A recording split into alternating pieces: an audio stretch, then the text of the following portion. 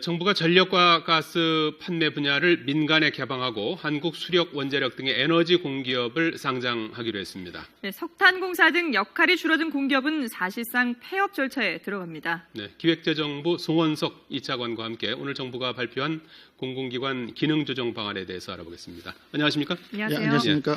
자, 우선 정부가 공공기관 기능조정을 이렇게 강하게 밀어붙이고 있는 이유가 무엇입니까?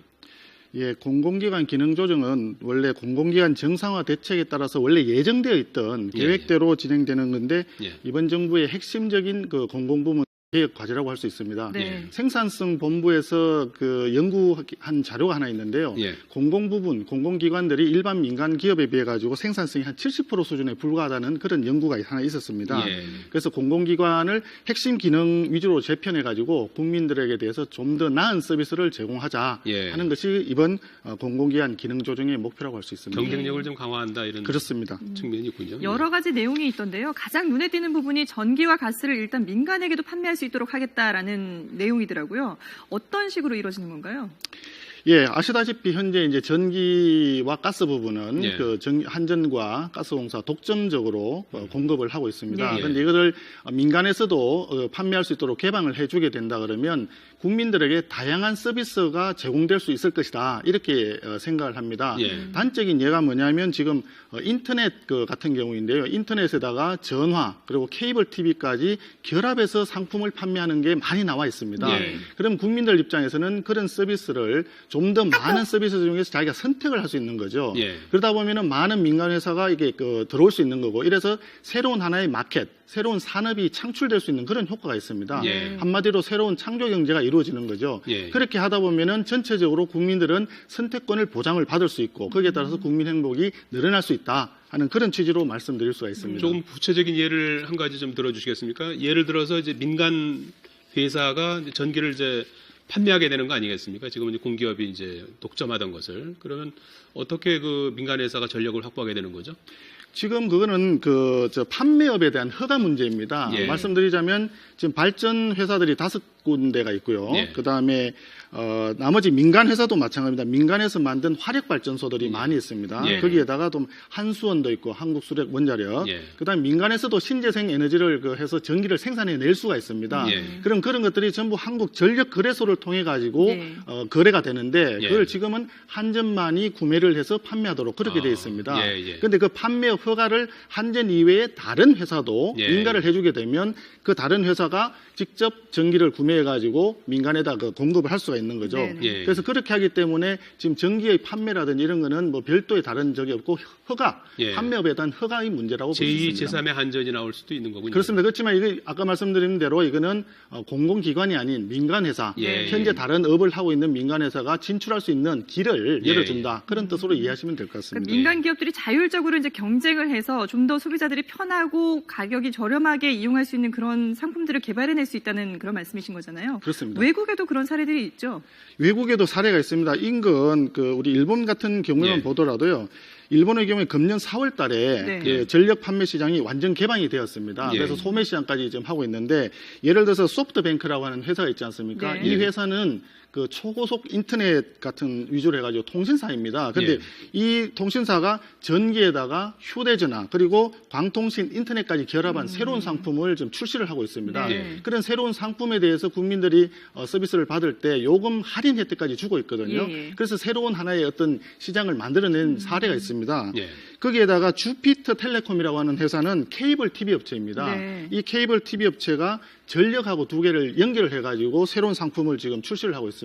그래서 이런 사례에서도 보듯이 우리나라에서도 이걸 오픈하게 되면 상당히 많은 업체들이 이쪽에 들어와 오기 때문에 국민들이 다양한 상품 중에서 선택할 수 있을 겁니다. 특히 가스 같은 경우에도 지금 우리나라가 거의 유일한 독점적인 공급 체계를 유지하고 있는 나라 중에 하나입니다. 그래서 왜냐하면 유럽 같은 나라들은 러시아에서 파이프라인을 통해서 들어오기 때문에 받아서 바로 민간에게 공급을 할 수가 있는데 우리는 LNG 선을 해서 배로 운반하지 않습니까? 예. 그래서 이제 독점 체제로 가고 있는데 그런 독점 체제를 유지하고 있는 일본의 경우에도 최근에 그걸 전부 다 개방 체제로 바꿨습니다. 그래서 예. 우리나라도 앞으로 그런 쪽으로 나가는 것이 바람직하겠다. 그런 걸 이런. 이용하는 소비자들의 반응도 실제로 좋은가요?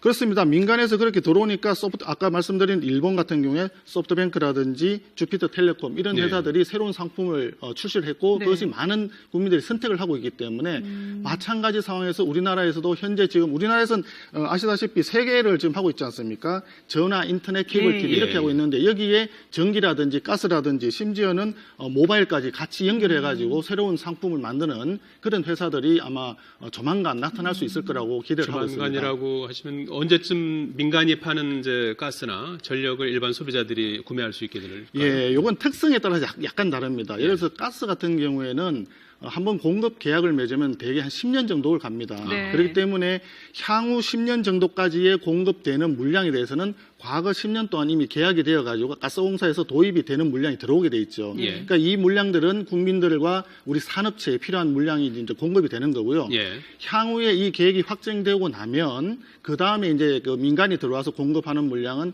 앞으로 한 10년 이후쯤 가능하다는 그런 생각이 들고요. 예. 반면에 전기 같은 경우에는 전기 판매에 대한 인가만 받으면 바로 할 수 있기 때문에 예. 이 로드맵은 지금 이제 산업부를 중심으로 해서 구체적인 실행 계획을 세워가지고 금년 중에 그 구체적인 방안을 발표하기로 되어 있습니다. 예. 그래서 조금 시간이 걸리겠지만 전기는 가스보다는 상당 부분 일찍 예. 민간에게 개방이 되지 않을까 이렇게 기대를 하고 있습니다. 예. 예. 근데 전기나 가스 이렇게 민간이 뛰어들게 되면 뭐 다양한 결합 상품을 통해서 소비자들이 가격을 좀 더 낮출 수는 있겠지만 결합 상품 외에 뭐 다른 단독으로 사용한다든지 아니면 또 선진국의 사례를 봤을 때 민간 기업이 뛰어들었을 경우에 가격이 조금씩 올라가는 부분들이 있거든요. 그래서 소비자 입장에서 과연 이게 진짜로 좋은 건지 거기에 대한 좀 의문은 남을 것 같아요. 그건 두 가지 측면, 다른 측면을 말씀드려야 될 것 같은데요. 예. 경제학 원론에서 경제학 원론을 들어서 말씀드리면 네. 독점보다는 분명히 경쟁 체제가 국민들에게 소비자들에게 더 많은 혜택을 주는 건 당연한 사실입니다. 가격을 낮추는 효과가 있다고 그렇습니다. 봐야죠. 경쟁에 예. 의해서 가격을 낮추고 경쟁력을 키우기 위해서는 그럴 수밖에 없는 구조가 되어 있죠. 네. 그런데 이제 이 같은 경우에는 한전만이 현재 전력 시장을 보면 한전만이 공급 독점을 하고 있는데 경쟁 체제가 들어오면 분명히 경쟁에 따라 가지고 가격 인하하는 효과가 있을 수 있습니다. 네. 그런데 다만 여기서는 한 가지가 병행이 돼야 됩니다. 요금 체계 자체에 대한 문제입니다. 예. 현재 지금 우리나라 같은 경우에는 전력 같은 경우에 그 가정용이냐, 산업용이냐, 네. 농업용 해서 종별로 요금을 인가를 받도록 되어 있습니다. 예. 그 종별 요금 인가제는 그 판매하는 그 회사, 지금은 한전만 있기 때문에 한전이 산업부로부터 사전 허가를 받도록 되어 있죠. 네. 그럼 새로운 회사가 들어오더라도 이 회사도 당연히 그 협의를 해야 되도록 되어 네. 있습니다. 예. 그러니까 장기적으로 보면 국민들에게 좀 더 저렴한 가격에 좀 더 나은 서비스를 제공하려고 그러면 예. 이 요금 체계 자체를 합리적인 방으로 재구성하는 것이 병행이 돼야 됩니다. 예. 그리고 가스 같은 경우도 마찬가지로 원가에 연동돼 있거든요. 예. 가격 자체가. 그래서 예. 그 원가 연동제 같은 부분을 합리적으로 재구성하는 그 부분이 병행이 되어서 예. 국민들한테 더 좋은 서비스를 제공하자. 그렇게 해서 국민 행복을 늘려나가자 이런 방향입니다. 그 요금 예. 체계 재구성은 누가 그럼 키를 잡고 진행을 하는 요금 건가요? 현재는 이제 산업부에서 지금 하고 있죠. 그래서 네. 산업부가 이 아까 말씀드린 대로 구체적인 실행 방안을 이번 금년 중에 이제 로드맵을 만들기로 했기 때문에 네네. 구체적인 내용은 아마 산업부에서 발표를 할 것으로 생각하고 이번에 있습니다. 오늘 그 나온 내용 중에 보면 이제 상장 방안이 같이 제시가 됐는데 네. 지금 현재도 한전이나 가스공사는 상장이 돼 있고요. 추가로 이제 남동발전 같은 발전사 그리고 한국 수력 원자력 같은 이런 에너지 공기업 상장 방안도 있던데 이건 어떤 배경에서 나온 겁니까? 마찬가지 이야기입니다.